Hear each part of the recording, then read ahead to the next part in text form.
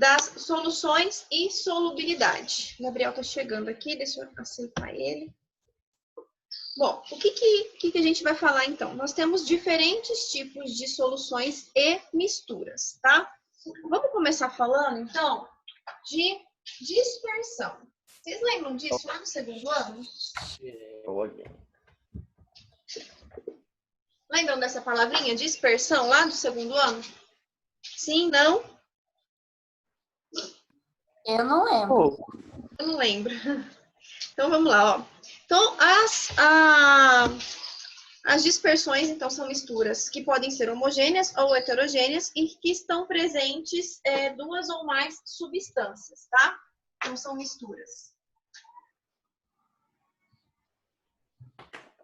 Mentira, prof, eu lembro sim. Lembra? Porque isso aqui é o comecinho do segundo ano. Homogêneas ou... Aquele negócio de coloidal, essas Isso. coisas assim?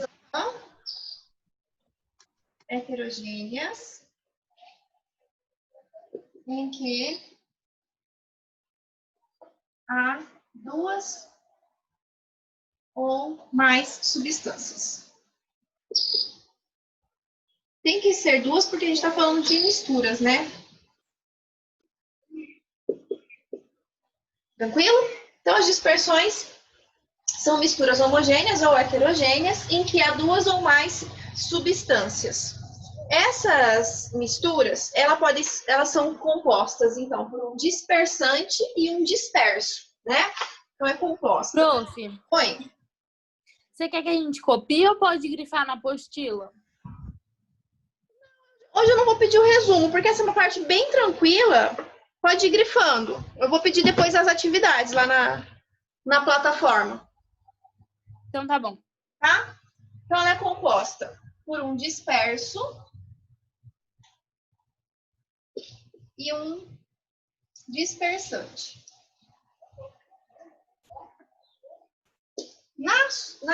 Na dispersão, então, a gente tem disperso e dispersante. Quando a gente fala de solução, nós temos soluto e solvente. Lembram dessa diferença para a nomenclatura dos componentes?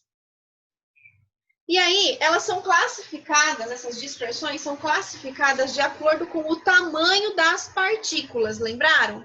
Aí entra essa parte que vocês me disseram, que ela pode ser, então, uma solução, quando a gente tem uma mistura homogênea mesmo, que a gente não consegue ver as fases nem no microscópio eletrônico. Os coloides, que são aquelas substâncias heterogêneas,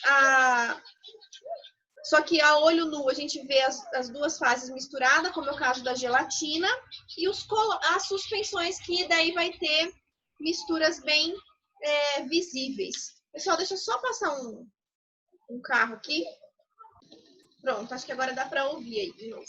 Bom, então elas são classificadas de acordo com o tamanho das partículas, né? Então vamos classificar isso aí de acordo com o tamanho das partículas. Então elas podem ser classificadas em soluções, podem ser classificadas como coloides, ou pode ser classificadas como suspensão. Inclusive, em uma das provas de vocês, eu cobrei exatamente isso aqui, ó, para vocês diferenciarem solução de coloide de suspensão. Lembram? E aí, vocês tinham que fazer essa diferença aí para mim. Bom, então, a solução, primeira coisa, é uma mistura homogênea. Verdadeira, tá? Então, toda mistura homogênea verdadeira é uma solução. Por que é uma solução? Porque a gente não consegue ver nem no microscópio eletrônico a diferença das fases. Nem no microscópio.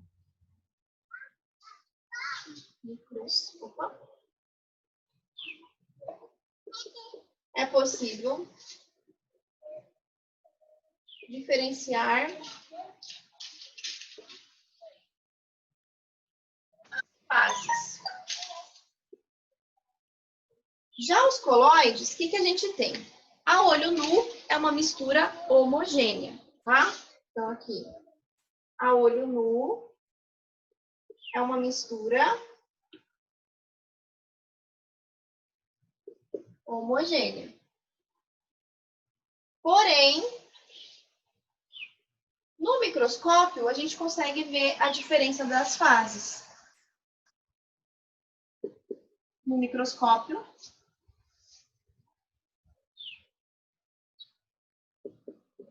é heterogêneo. Aqui, eu vou colocar como principal exemplo aqui, ó, o soro fisiológico. Aqui, eu vou colocar a gelatina. Que a gelatina, a olho nu, a gente não consegue ver nenhuma diferença de fase, mas se a gente coloca no microscópio eletrônico, a gente consegue ver todas as partículas dela, tá? Bem, e a suspensão, formada por partículas maiores, tá? Por partículas grandes.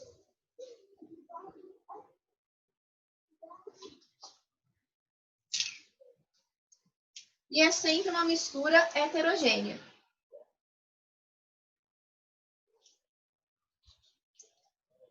Heterogênea. Como é o caso, vou colocar aqui da água e areia.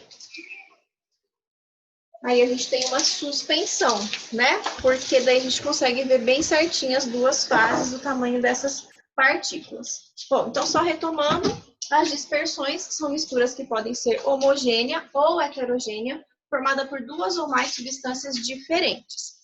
Essas dispersões são classificadas de acordo com o tamanho das partículas em soluções, que são misturas formadas por partículas muito pequenas, que vão formar sempre soluções homogêneas, e que a gente não consegue visualizar nem com a ajuda do microscópio eletrônico a diferença de fases.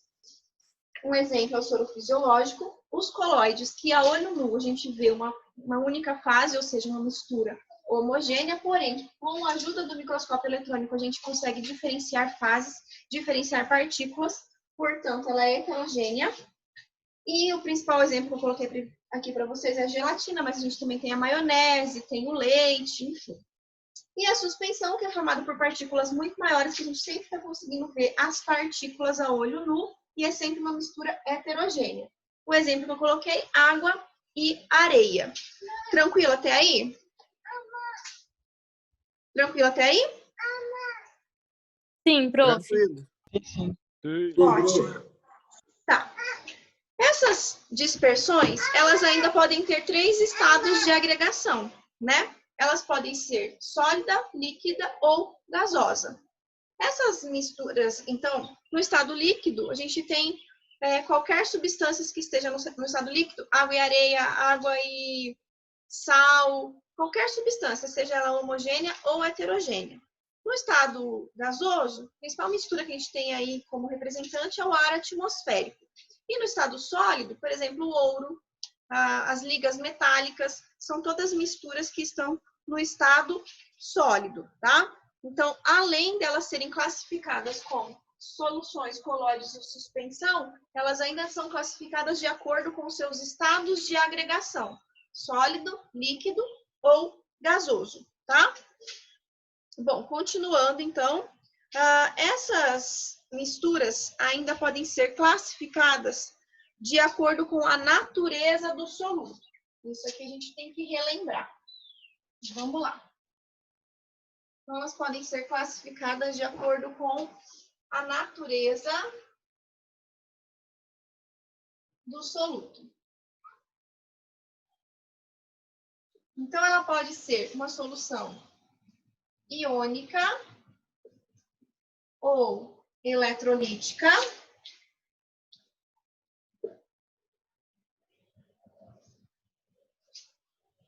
Ou ela pode ser uma solução molecular e não eletrolítica. O que vem a ser isso aqui, então? Uma solução iônica é aquela em que há a presença de íons livres. Então, há a presença de íons livres. Como é o caso do sal de cozinha, quando eu coloco ele na água, vai ter sempre aqui Na+, Cl-, portanto, tem íons livres, é bom condutor de corrente elétrica. Ok? Mas se ela for molecular, não há íons livres. Não há íons livres. Como é o caso da gente pegar a glicose e colocar na água. Quando você faz isso, você vai ter glicose de novo. Então, aqui você tem íons e aqui você tem moléculas. Nesse caso, são mal condutor de corrente elétrica. Tá? Então, a minha solução, então, ela pode ser classificada ainda de acordo com a natureza do soluto. O soluto é aquele que vai se dissolver no solvente. As soluções, então, ela pode ser iônica ou molecular. Se a gente tiver a liberação de íons, a gente tem a solução iônica, que vai estar conduzindo corrente elétrica, enquanto se a gente não tiver produção de íons, a minha solução é classificada como molecular e vai ser um mau condutor de corrente elétrica. Exceto naqueles casos que a gente sabe que pode ocorrer um fenômeno químico, que o composto molecular pode sofrer ionização e transformar-se em íons, como é o caso dos ácidos, né?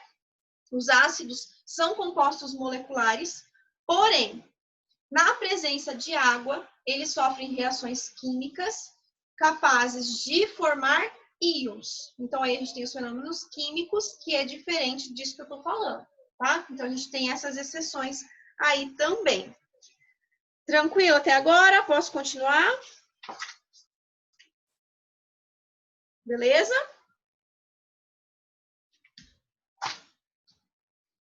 Todo mundo em silêncio. Posso considerar que isso foi um sim? Sim, prof. Então, tá bom. Dizer que sim. Então, vamos falar agora um pouquinho das nossas soluções com relação à solubilidade.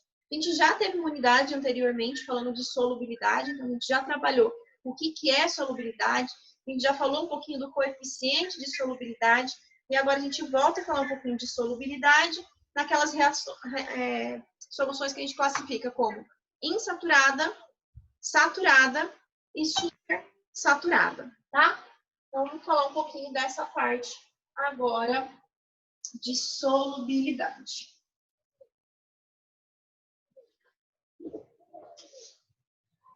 Isso é uma matéria que costuma cair bastante em vestibular, solubilidade, tá? Solubilidade é bem clichê, assim, de vestibular. Sempre cai uma coisinha ou outra de solubilidade. Bom, então solubilidade é aquela medida, é a capacidade que a gente sabe que existe entre o soluto para dissolver o solvente. Nós já vimos que essa solubilidade depende da polaridade das moléculas. Ou seja, substâncias polares só se dissolvem em solutos polares. Assim como substâncias apolares só se dissolvem em em solventes apolares. Por que a água não pode ser considerada um solvente universal? Porque ela não dissolve tudo. Porque ela só dissolve solutos polares, tá? Então, o que é polaridade mesmo? A gente lembra que, para a gente determinar a polaridade, depende da eletronegatividade dos átomos, né? Então, a gente viu que existem os vetores, que sempre estarão apontados para o lado mais eletronegativo. Vetores na mesma direção se somam. E aí, o que a gente tem? Momento dipolar diferente de zero, polar. Se os vetores forem em direções opostas, um anula o outro, momento dipolar igual a zero, substâncias apolares. Então, é tudo uma relação, tá? Então, a solubilidade é a capacidade que o solvente tem em dissolver um soluto de mesma natureza. Então, a gente sabe que igual dissolve igual, ou seja, polar dissolve polar e apolar dissolve apolar. Tranquilo? Lembraram de tudo isso que eu falei para vocês? Sim? Sim. Sim? Tá. Então, vamos lá. A nossa solubilidade, ela tem que ter um coeficiente de solubilidade. Isso a gente viu recentemente, né? O que é o coeficiente de solubilidade? É a capacidade máxima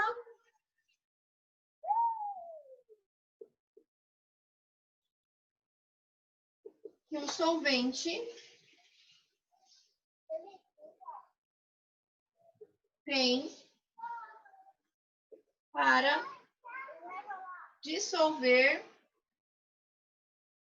o soluto. Então, cada solvente tem uma capacidade de dissolver um soluto, tá? Vamos pensar quando vocês fazem um suco. Suco de limão. Vocês colocam a água, colocam o sumo do limão lá, o caldo do limão. E aí, para adoçar, vão colocando açúcar, né? Coloca uma colher, 2 colheres, 3 colheres, dissolve, tá azedo ainda. Coloco mais, dissolve, tá azedo ainda. Chega um ponto, você colocou tanto açúcar que aquela quantidade de água que tá ali no recipiente não tem mais como dissolver o açúcar que você está colocando. Então, ele começa a ir para o fundo. E aí, você chega num momento em que você ultrapassou o coeficiente de solubilidade, que era a capacidade que aquela quantidade de água tinha para dissolver o açúcar, e a solução se torna supersaturada, porque agora ela vai ter o açúcar acumulado lá no fundo, que a gente chama de corpo de fundo, tá? Por que eu tô falando isso? Porque essa solubilidade, ela vai classificar as soluções de vocês em 3 tipos. Como insaturada, como saturada ou super saturada. Uma solução super saturada também pode ser chamada de saturada com corpo de fundo, tá? Pode ser que apareça para vocês assim, saturada com corpo de fundo. Isso não está errado, isso também está correto, tá? Bom, o que é uma solução insaturada, então? Quando a massa do soluto, ela é muito menor que a massa do solvente. Então, quando a quantidade de soluto que colocou aqui é muito menor do que o valor do seu coeficiente de solubilidade. Quando que uma solução ela é saturada? Quando a massa do soluto é exatamente igual ao seu coeficiente de solubilidade. Então, se 100 gramas de água consegue dissolver 5 gramas de um solvente, esse é o coeficiente de um soluto, esse é o coeficiente de solubilidade. Então, se eu colocar 6 gramas, 100 gramas de água não é suficiente para dissolver, sobra 1 grama, super saturado. Se eu colocar 4 gramas, posso colocar mais 1 grama ainda, então ela é insaturada. Mas se eu coloco 5, ela vai ser realmente saturada. E uma solução super saturada é aquela em que o coeficiente de solubilidade é maior, que a quantidade de soluto é maior que o coeficiente de solubilidade. Então, o que a gente tem aqui? Ó, insaturada, a massa de soluto é menor que o coeficiente de solubilidade. Uma solução saturada, a massa de soluto é igual ao coeficiente de solubilidade. E uma solução supersaturada, a massa de soluto maior que o coeficiente de solubilidade, tá? Então, o que a gente tem aqui? outra classificação de soluções. Então, a gente já viu que a solução ela pode ser solução, pode ser coloide, pode ser suspensão, que ela pode ser ainda sólida, líquida e gasosa, que ela pode ser ainda iônica ou molecular, e que ela pode ser insaturada, saturada ou supersaturada, de acordo com a capacidade de diluição de um solvente, tá? Insaturada, vou colocar menos do que o solvente é capaz de dissolver. Saturada, vou colocar a quantidade exata de soluto que o meu solvente é capaz de dissolver. E supersaturada, quando eu vou colocar mais, além do que a capacidade de diluição do meu solvente. Beleza? Tranquilo? Dúvidas, perguntas?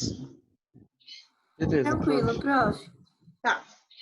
Bom, e aí a gente tem algumas interferências com relação à solubilidade, tá? Uma delas é a temperatura. O que a gente já viu quando a gente estudou graficamente essa questão de temperatura? Algumas soluções aumentam a sua solubilidade com o aumento da temperatura. Outras soluções diminuem a sua solubilidade com o aumento da temperatura. E outras, vice-versa. Diminuir a temperatura pode ser que aumente a solubilidade. Diminuir a temperatura pode ser que diminua a solubilidade. Então, a temperatura é um fator de influência bastante importante na solubilidade das substâncias, tá? Então, quando você aumenta a temperatura de uma solução e essa solução aumenta a sua solubilidade, essa solução ela é classificada como uma solução endotérmica. Quando você aumenta a temperatura e essa solução diminui a sua solubilidade, essa solução é classificada como exotérmica.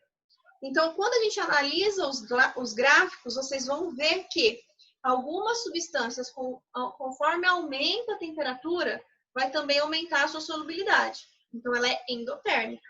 Enquanto que outras, conforme aumenta a sua solubilidade e vai diminuir, conforme aumenta a temperatura e vai diminuir a solubilidade, ela vai ser exotérmica.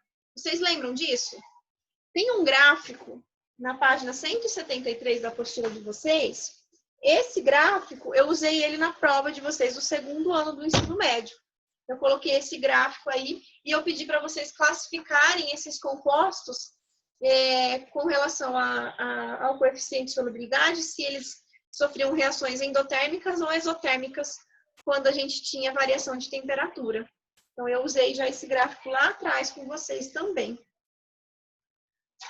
Deixa eu ver o que mais que tem aqui para eu estar falando para vocês. Bom, eu não segui muito a ordem da apostila, mas eu falei tudo que eu tinha que falar aí para vocês de solubilidade. O que vocês têm aí de perguntas, de dúvidas? O que mais que vocês queriam tirar dúvidas aí? Ou ficou tranquilo? Deixa eu ver se eu anotei mais alguma coisa aqui.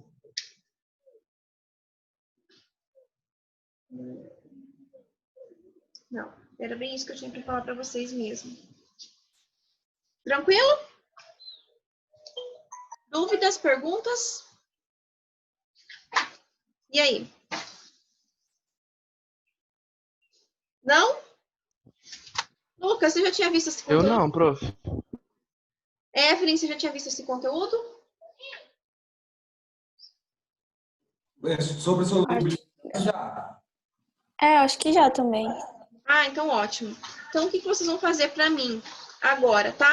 Vocês vão fazer para mim os módulos 29 e o módulo 30 e vão colocar para mim lá na plataforma. Eu só vou carregar essa aula no YouTube, daí eu já posto na plataforma e aparece lá o lugar da tarefa de hoje, tá? O que é importante? 28 não precisa, prof? Oi? 28 não precisa? 28, 29 e 30, desculpa.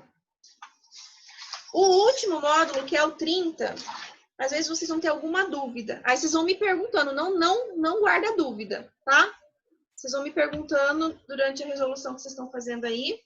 E depois que todos postarem a tarefa de hoje, eu posto lá os gabaritos para vocês embaixo das tarefas. Combinado?